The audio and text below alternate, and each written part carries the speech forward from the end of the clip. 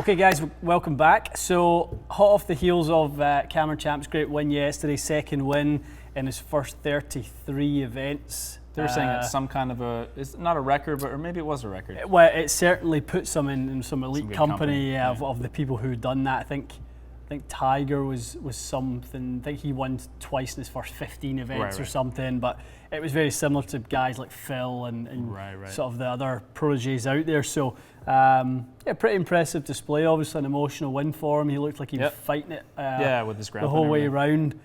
One of those rounds, he didn't look like he was almost enjoying it very much. He was just locked in and just kind of just grinding it out. Did what he had to do to win by one. So no, it's good to see him win again. Definitely. So what we're going to do today is we have built his driver. Yes. His exact driver. And we are going to test that, see what the launch conditions, what the feel is like of it, how stiff it truly is. Yeah. Okay, let's have a look at the specs and see what we've got. So obviously the hazardous smoke green. Yes. Something that kind of people have been, I don't know how aware people have been of this one. It's not something that is widely used or widely available. Yeah. But certainly was developed for the bigger hitters out there. Yeah, you were saying this is kind of one of the stiffest kind of shafts that is on the market. It really is. Yeah. It really is. I mean, they come out in a stiff, an X, and then they come out in this kind of double X version, which is the one we've got.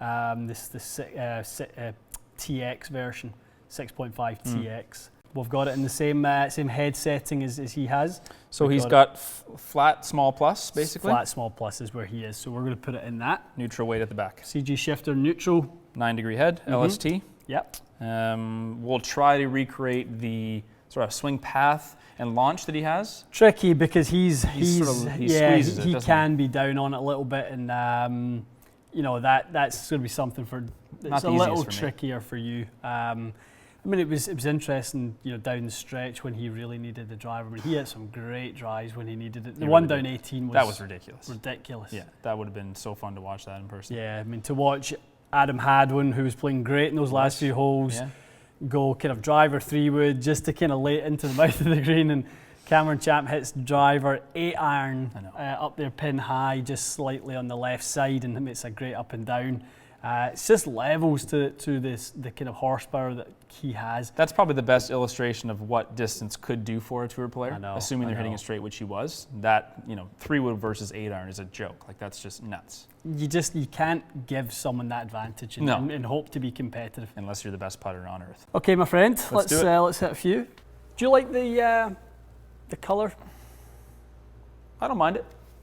I mean, you know me, as far as green things go. Yeah, you're allergic to green. I'm allergic to green, but as far as green things go, that I think is pretty cool. It's cool. I think they did a really nice job. It's a cool paint job, no doubt. Well, the whole play on the Hulk, and you know, don't even look at it unless you've got some serious muscle. Yeah. It's an eye catcher. Yeah, it is.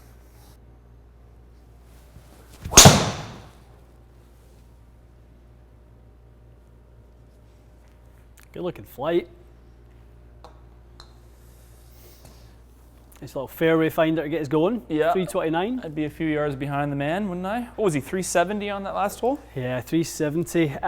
One thing I noticed though yesterday was at times he wasn't that far ahead of his Sebastian Munoz. You know, it's just the way he gets his. I mean, every drive's 190 something ball speed. So fast. But the guys at 175 and to 180 can keep up with them if they get the right launch and spin. Because he's a low launch, higher spin guy with the way he delivers it. It seems that way. So it's a slightly different flight. God help us if he kind of shifts that around a little bit and starts getting it to launch a bit higher. But for control, the lower launch, higher spin, he's going to hit more fairways. That's it. I mean, I've seen some tracers that he's hit in 192, 193 ball speed and things at 50 feet. I know, it's crazy. It's crazy. It's stinger drivers.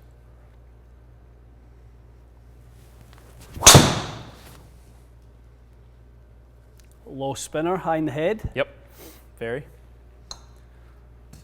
Oh, chasing him down with that one. We ever. Now, one thing you will say about that driver down 18, he must have got at least 30 yards of run out. Yeah, firm fairways. That was That was just chasing like it stole something, that ball, wasn't it? Still crazy that maybe, as you said, maybe he hit it 60 feet in the air and carried it 320. Yeah, I'd love that. I mean, like you said, it seemed like in the telecast they missed a bunch of his shot tracers. Just too fast or something. They were looking for the ball in the wrong place or something. Yeah. That looked nice. Bit more spin to that one. Yeah, I kind of hit that low on the face. Okay. I feel like that's, so him or that plus 12 miles an hour club head speed would kind of be like what he does, right? Kind of low launchers, maybe not the best strike, but to be fair, but.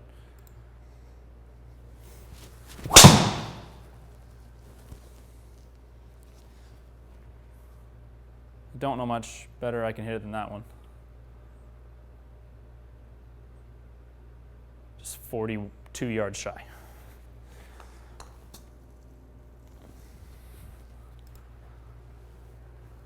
What do you think his path numbers would be? For like his ball flight doesn't move much. No, barely moves at all. He's probably hovers around 0, something like that. Yep. I think he's down on it a degree or two. Like a TrackMan. Mm-hmm. Yeah, a TrackMan, yeah. So probably fairly level in quad.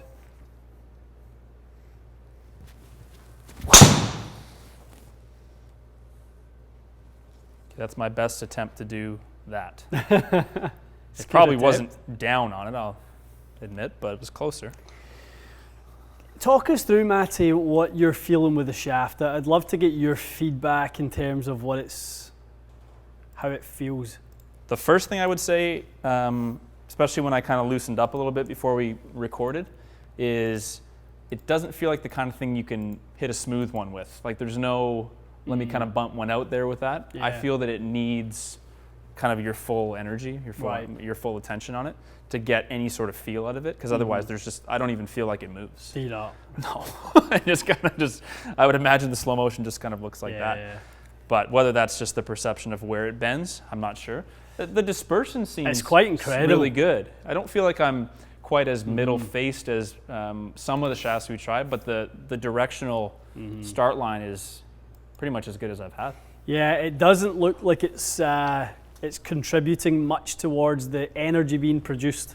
That's what it looks like to me. Okay. It just looks very rigid. It looks like I'm seeing your club speed way lower than normal, so we're not kind of got any acceleration and contribution from the shaft itself. When we just finished a driver video where we were hitting your Ventus Black, and I mean your ball speed was 177. Yeah, that's true. You know, club head speed 124. We're down a little bit. It's a good point. Like this will go up on the wall, and I know it won't be for very many people, but the guy who comes in needs to be at least this fast, but he's got to load the shaft a bit more. I think that's the difference here. We're talking about how you get to that speed. Yeah. You know, are you sort of Sergio, where you kind of go from being wide and in great sequence, you know, you're really kind of loading and cranking that shaft, or are you doing it in a slightly more sort of neutral fashion like you do? Yep. So no, it's a shaft that'll check your ego at the door, isn't it? Because it's like I wouldn't be able to play with this, I don't think. There's not much in this wall you would hit and go, yeah, it's too much, but you might do it with this. I do feel that, yeah. All right, last couple, and I'm going to swing as hard as I can. Out your boots. But for as much as I'm wailing at these, I kind of am shocked that I'm even able to keep them straight. There's something to be said for that, I guess. Absolutely. That was hit pretty hard there, eh? That was pretty good, yeah. I think that would have been one of the faster ones. 175. You're right, though. That ball speed thing is really interesting, because I wasn't, well, you saw me with the Ventus thing. I wasn't going crazy. I promise if I put your Ventus back in there right now, within a couple of swings, you'd be at 180 ball speed. With the same amount of kind of effort? Yeah, because you're trying hard here I'm trying. to get a 180 out of this. It's just not. This is the final attempt. If it's not happening, it's not happening. And I've got one more swing for you. Do a hard one, and I've got one more one for you to try. Okay.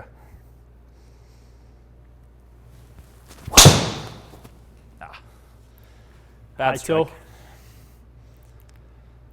Kind of like little drop kicky, to be honest. That's a good result. Okay, so get that tee down for me. I really want you to squeeze out a kind of low cutter with it. because I want to show everyone sort of how much he's leaving on the table. Okay, good point. Right? I mean, because for you, to be honest, at your speed, if you kind of recreate his swing delivery conditions, you'll probably have a hard time carrying it over 3 bills. Oh, I think it will roll with like 305 tops, right? Yeah. Yeah. Okay, so that tee's really low. What do you think? Really low. So I want you to almost get the angle of attack as close to 0 as possible, and the path slightly out to in. Slightly out to in. Okay. I want to get that kind of little low cutty one. And try to feel a little. Yeah. Okay. Do my best.